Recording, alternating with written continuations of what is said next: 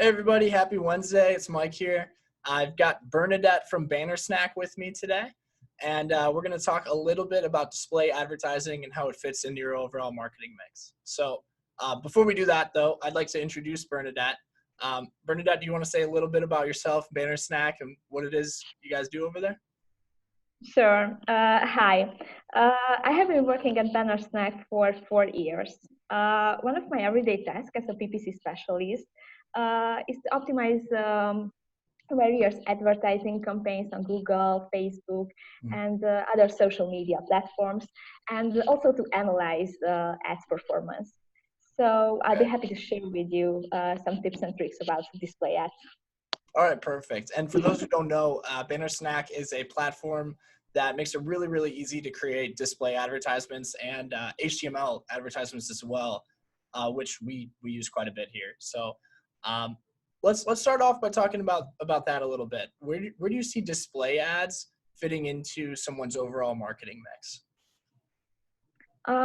Display advertising is a method of attracting the audience of a website, a social media platform, or other digital mediums to take a specific action. Okay. These are often made of text-based image or video advertisements that encourage the user to click to a landing page and take an action, for example, to make a purchase. Okay. So whatever your goal is, brand building, or to generate leads, display ads can help you with that. But these display ads can also be used in retargeting campaigns. There is where ads are served to users who have already visited your site. The goal is to retarget them and encourage them to return to your website and take an action, for example, to make a purchase. Retargeting ads always get me. I'll be looking at news or something like that, and then I go on Instagram or something similar, and boom, there they are, and I'm a sucker. I always purchase. Yeah. Oh, sorry, go on. I just wanted to say that unlike search ads, display ads are not served to searchers who are actively looking for something, searching for something. Instead, we tag those display ads into social feeds or informational sites with the hope that they'll distract users from their current activity, and also to encourage them to click through to our website. And as if distracting the users from their intended activity isn't enough of a challenge, we are also competing with other display ads. So it's kind of hard sometimes. Yeah. That is a good point, though. I mean, I think they work well in tandem with search, because in search, you're meeting people at that moment where they are looking. But if they've already seen your display ads and heard about you, that increases the chance that they're going to go with you when they're in that moment. So with all that in mind, what would you say makes a display ad effective? I think, I've seen some display ads that are amazing. I see them and I'm like, wow, how do they even do that? And then I've seen some other ones where I'm just like, okay, I don't really remember them at all. Yeah, there are several tips and tricks, some best practices for making effective display ads.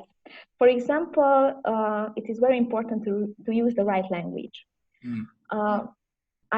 Display advertising allows you to target specific customer segments. This means you should speak to each of those groups independently and not as if they were one and the same. Another good best practice, it would be to use numbers in your copy. Interesting. Numbers are easy to understand. So this is the key when you want to grab attention. Use stats, use numbers when providing social proof to encourage the users to click on your ad. Sure. Yeah, that makes a lot of sense. Yeah. Also, it is important to use compelling call to actions, but taking into consideration a funnel stage. For example, if we are talking about brand awareness, use soft call to actions. For example, discover. For consideration, it's best to use call to actions like download or find out more.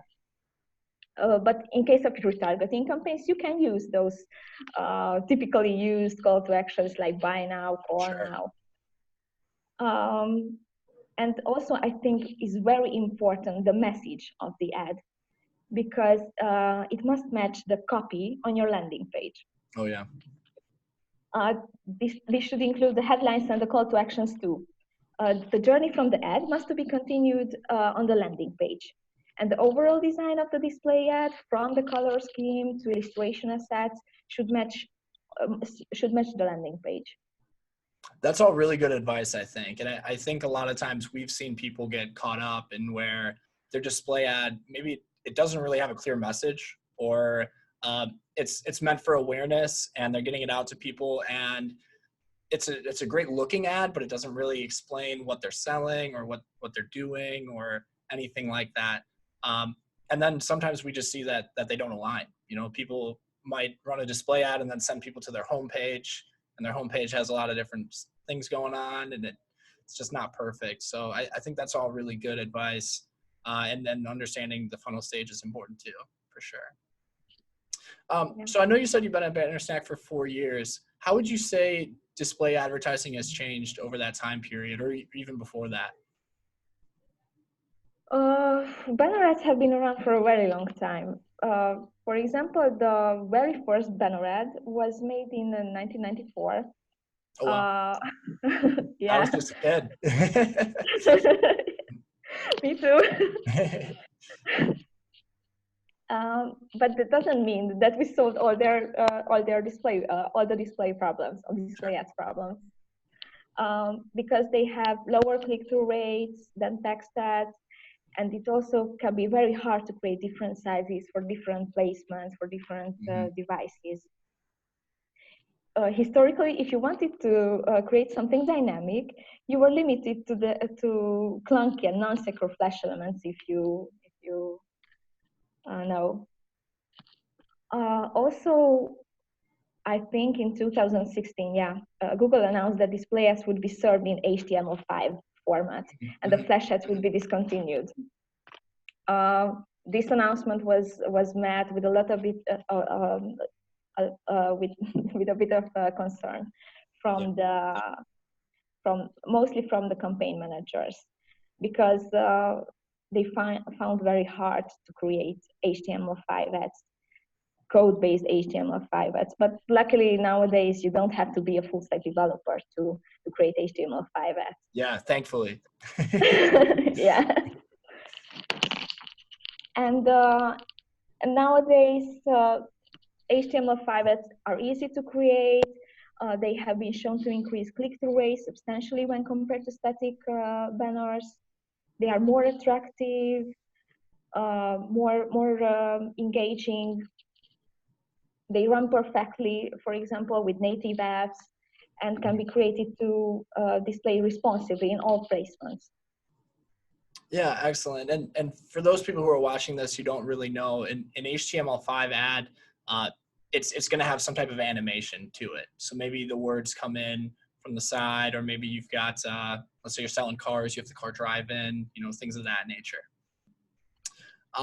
Would you say there are any particular ad sizes that work well over others, Bernadette?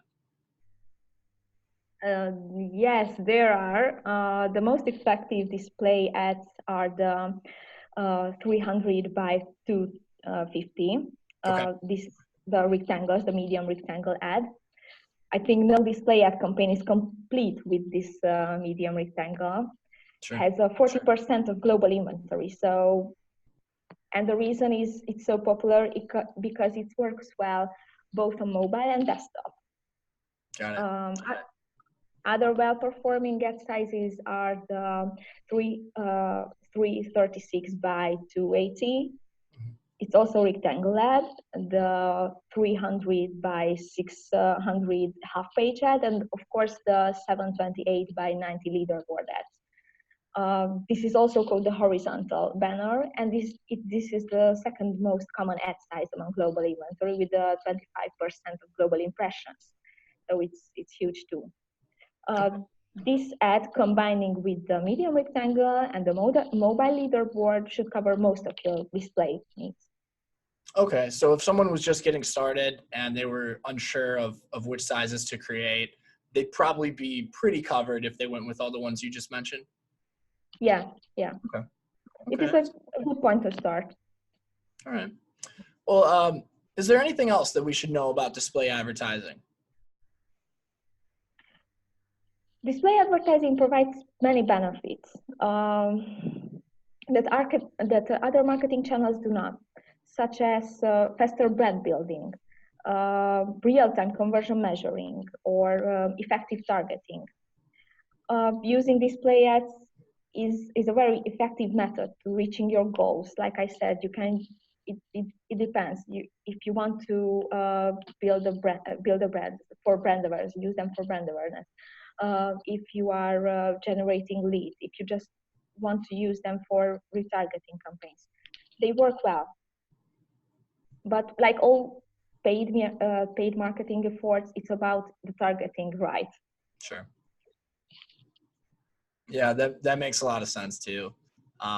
And like you said, it's very important with lining where people are in the funnel with the ad itself, and then again to the landing page. I just want to reiterate that for everyone because that is absolutely crucial if you're going to do a good job with this. All right. Well, thank you, Bernadette. I appreciate your time today. This was very helpful. I'm sure all of our listeners here have a definite better understanding of display ads than they did when they came in, and really appreciate you. Love Bannersnack too. Thank you so much. Thank you so much for having us. Thanks, everyone. See you next time.